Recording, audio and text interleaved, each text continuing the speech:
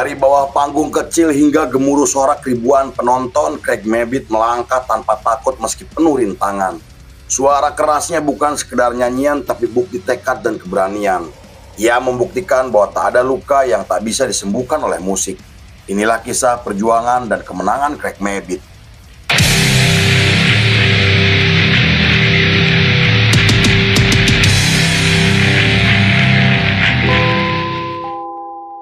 Cerita kali ini diawali oleh seorang pria bernama Craig Edward Mabbitt atau yang lebih dikenal sebagai Craig Mabbitt. Ia lahir pada 9 April 1987 di Arizona, Amerika dan dibesarkan oleh keluarga intelektual yang selalu berpikir terbuka.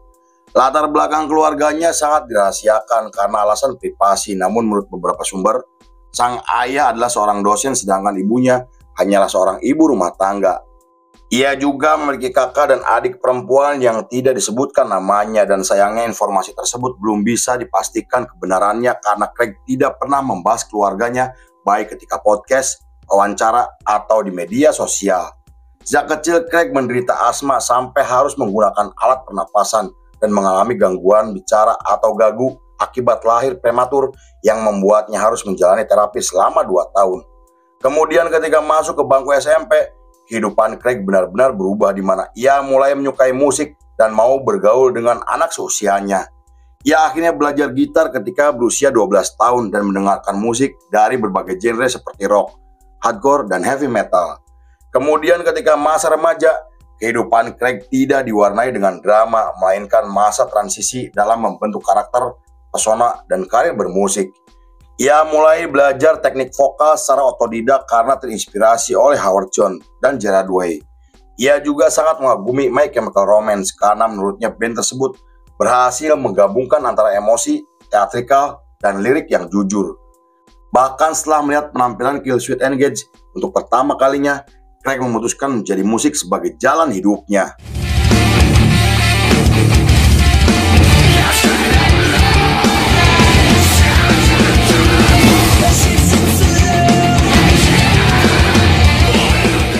Pada tahun 2003, Craig bersama teman sekolahnya mendirikan band post-hardcore bernama Bless the Fall. Mereka ingin menciptakan musik dengan lirik yang menceritakan tentang rasa kehilangan, kesedihan, dan harapan. Kemunculan Bless the Fall langsung menarik perhatian banyak orang karena menampilkan musik dengan nuansa yang tidak biasa. Aksi panggung Craig yang dikenal keras dan agresif membuat nama Bless the Fall mulai dikenal di skena musik bawah tanah. Meski sempat diremehkan, namun setelah merilis EP pertamanya pada tahun 2004, Bless the Fall berhasil mendapatkan kontrak dari label independen karena tertarik dengan musik yang mereka mainkan. Craig kemudian terus mengasah kemampuan vokalnya hingga menyebut Chester Bennington sebagai inspirasi terbesarnya. Pada tahun 2005, nama Craig Mabbitt semakin dikenal oleh banyak orang sampai digambarkan oleh para jurnalis sebagai vokalis yang memiliki potensi besar. Sayangnya ketenaran yang ia dapatkan membuat Craig merasa tertekan, stres, dan mengalami depresi. Selain harus jauh dari keluarga, jadwal pertunjukan yang padat dan tur tanpa henti membuat Craig sangat frustasi dan karena hal itu, ia mulai mentato seluruh tubuhnya sebagai bentuk kebebasan, keberanian, dan keteguhan. Bagi Craig, tato bukan sebagai simbol pemberontakan, melainkan karya seni yang memiliki arti di setiap goresannya dan ia menjadikan tato seperti buku harian yang menceritakan tentang kisah hidupnya seperti penyembuhan, luka, pelajaran, cinta, dan bangkit. Pada tahun 2006, periode tersebut adalah titik tergelap untuk kehidupan dan karirnya karena selain mulai mengkonsumsi alkohol setiap hari, ia juga menggunakan narkoboy. Hal itu membuat penampilan Craig semakin menurun di mana ia selalu lupa lirik dan selalu mabuk di atas panggung. Ia juga selalu menghilang tanpa kabar, tidak terlibat latihan, dan sikap tersebut membuat Craig terlibat konflik dengan Mike Frisby, sang gitaris. Konflik mereka menjadi semakin membesar setelah merilis album pertamanya pada tahun 2007 dan meski album tersebut berhasil sukses secara komersial, Craig memutuskan keluar dari band karena tidak ingin menjadi beban untuk teman-temannya.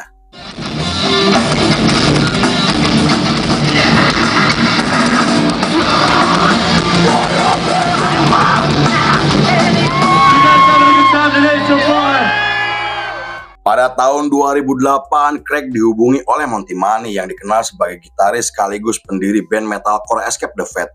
Monty meminta Craig bergabung dengan Escape the Fate untuk menggantikan Ronnie Radke sebagai vokalis. Hal itu karena Craig dianggap memiliki kemampuan, pengalaman, dan kepribadian yang cocok dengan misi Escape the Fate. Meski sempat ragu, namun Craig akhirnya menerima tawaran tersebut setelah diyakinkan oleh Monty dan teman-temannya. Nama Craig semakin menarik perhatian banyak orang setelah Escape the Fate merilis album terbarunya yang berhasil sukses secara komersial. Kemudian Craig Mabbitt mendirikan band proyek baru dan kemunculan mereka disambut baik oleh banyak orang karena Craig telah dikenal memiliki nama besar di skena musik bawah tanah.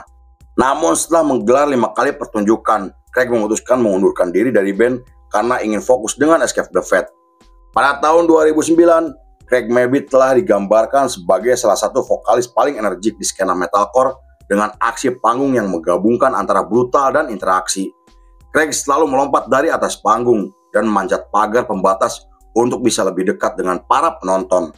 Sayangnya sebagian penggemar Escape the Fate tidak menyukai kehadiran Craig sampai menuduh jika Craig telah memanfaatkan masalah hukum Ronnie Radke demi ketenaran dan keuntungan pribadi. Saat itu Ronnie sampai mengatakan secara terbuka jika Craig telah membayar manajemen agar bisa menjadi vokalis Escape the Fate, dan sejak saat itu Craig dan Ronnie mulai terlibat konflik yang digambarkan sebagai konflik paling terkenal dalam sejarah metalcore.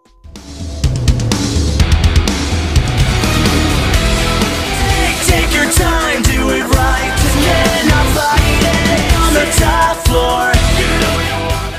Pada tahun 2010, Escape the Fate merilis album ketiganya yang membuat nama mereka semakin dikenal secara internasional.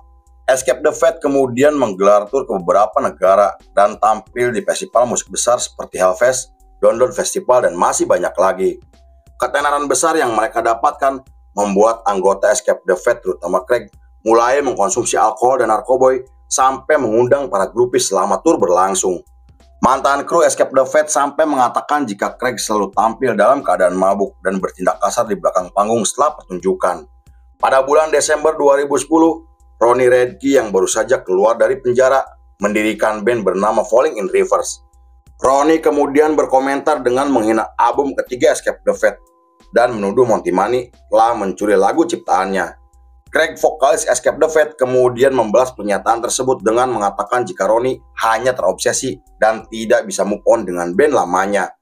Tak hanya itu, Craig juga menambahkan jika Escape the Fate bisa lebih populer berkat dirinya, bukan memanfaatkan nama vokalis lamanya yang terlibat masalah hukum. Pada tahun 2011, permusuhan antara Craig dan Ronnie Radke menjadi semakin membesar setelah Falling in Reverse merilis lagu yang diduga menyindir Craig dan anggota Escape the Fate. Ronnie kemudian kembali berkomentar dengan mengatakan jika Craig dan Monty Money tidak tahu malu karena telah menggunakan nama band yang ia ciptakan. Karena itu penggemar Falling in Reverse dan Escape the Fate mulai saling serang di media sosial seperti Facebook, Twitter, dan YouTube. Kubu Ronnie menyebut jika Escape the Fate adalah band palsu setelah Ronnie tidak ada di dalam formasi, sedangkan kubu Craig mengatakan jika Ronnie hanya iri karena Escape the Fate bisa lebih sukses dari Falling in Reverse. Pada bulan Agustus masih di tahun yang sama, Escape the Fate muncul di acara komunitas di mana Craig tampil agresif dan penuh energi. Namun ketika sedang membawakan lagu dengan penuh emosi, Craig melemparkan stand mic bawah panggung dan mengenai kepala kru Escape the Fate. Saat itu Craig kemudian meminta maaf dan menghentikan pertunjukan hingga membawa kru ke rumah sakit setelah melihat lukanya yang sangat parah. Selain membayar semua biaya pengobatan, Craig juga berjanji tidak akan melakukan tindakan tersebut yang bisa merugikan banyak orang.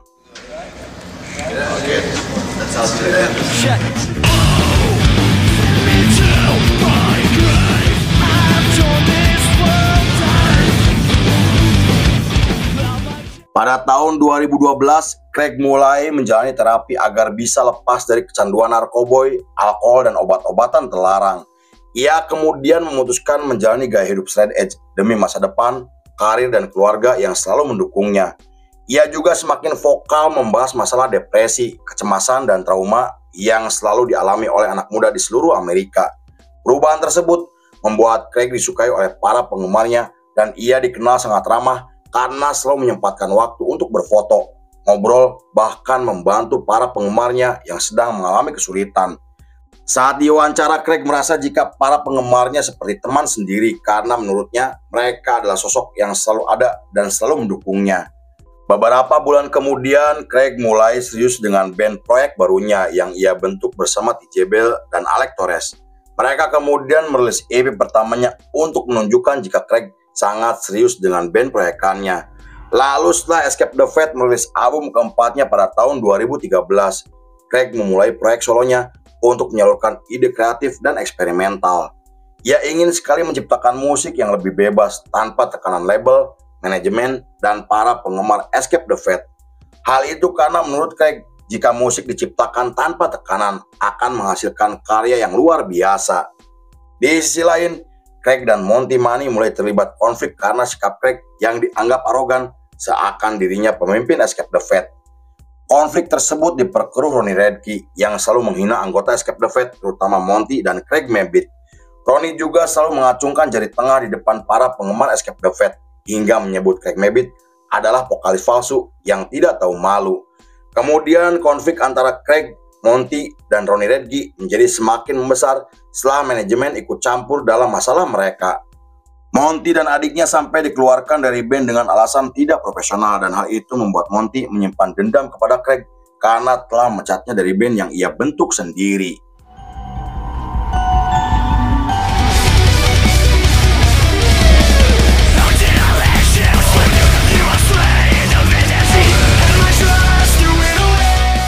Terlepas dari sikap arogan dan kontroversi, namun Craig dikenal oleh banyak orang sebagai sosok yang rendah hati dan selalu terlibat dalam kegiatan amal.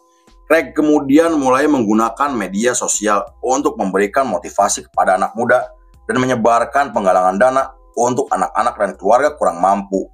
Craig juga selalu menyerukan dukungan terhadap toleransi, anti-bullying, dan kesehatan mental, hingga terlibat dalam organisasi yang membantu orang-orang dengan gangguan jiwa, depresi, dan kecanduan. Pada tahun 2016, Craig menyumbangkan uang dari hasil penjualan merchandise untuk membantu veteran Perang Dunia Kedua yang dilupakan oleh pemerintahan. Craig kemudian selalu muncul di beberapa pertunjukan amal untuk korban bencana alam, program kesehatan mental, dan pusat rehabilitasi pemuda. Pada tahun 2018, Escape the Fate merilis album ke-6-nya dengan menampilkan satu lagu yang sangat terkenal. Selain mendapatkan banyak pujian kritis dari para jurnalis, album tersebut menjadi nomor 1 di 3 negara hingga memenangkan penghargaan sebagai album metal terbaik. Kemudian ketika Escape the Fate menggelar pertunjukan untuk mempromosikan album terbarunya, Craig merasa tersentuh setelah melihat seorang gadis remaja memegang spanduk bertuliskan bahwa musik yang ia ciptakan telah menyelamatkannya dari bunuh diri.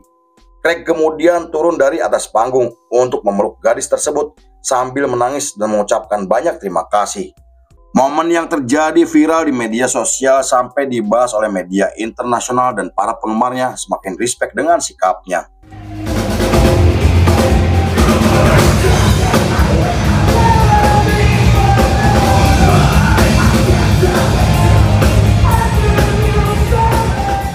Dua tahun kemudian, tepatnya pada tahun 2020, Craig merilis lagu solo pertamanya untuk merayakan ulang tahunnya yang ke-30 tahun. Saat diwawancara, Craig mengatakan jika lagu yang ia ciptakan memiliki makna yang mendalam karena lagu tersebut menampilkan lirik yang menceritakan perubahan sikapnya. Beberapa bulan kemudian, ketika Craig Mabbitt sedang menghadiri acara amal, ia bertemu Ronnie Radke yang selama ini telah menjadi musuhnya. Meski sempat canggung, namun Craig dan Ronnie mulai ngobrol dan saling memaafkan atas kesalahan masa lalunya. Craig juga kemudian menghubungi Monty Money untuk meminta maaf karena kesalahannya. Pada tahun 2021, Escape the Fate membuat kejutan untuk para penggemarnya dengan merilis lagu kolaborasi bersama Ronnie Radke. Craig dan Ronnie juga mulai saling follow di Instagram hingga tampil satu panggung di acara yang digelar di Las Vegas. Saat diwawancara, Craig mengatakan jika Ronnie adalah sosok penting lahirnya Escape the Fate dan ia merasa tidak membenci Ronnie secara personal karena konflik yang terjadi murni salah paham. Pada tahun 2023, Escape the Fate merilis album ke-8-nya yang digambarkan sebagai salah satu album paling sukses yang pernah mereka rilis. Escape the Fate kemudian menggelar tur bersama Falling in Reverse untuk pertama kalinya, di mana momen tersebut mengejutkan banyak orang, terutama para penggemar mereka. Sampai saat ini, Craig Mabbitt dan Escape the Fate masih konsisten menciptakan karya, dan Craig telah membuktikan jika mantan pecandu bisa sukses dan dikenal oleh banyak orang. Baginya, disiplin dan kerja keras adalah bentuk pemberontakan, untuk melawan stigma di mata masyarakat. Lalu film pun selesai. Rasa sakit bukan untuk disesali, tapi untuk dijadikan tenaga agar kita terus bernyanyi. By Tukang Cuangki.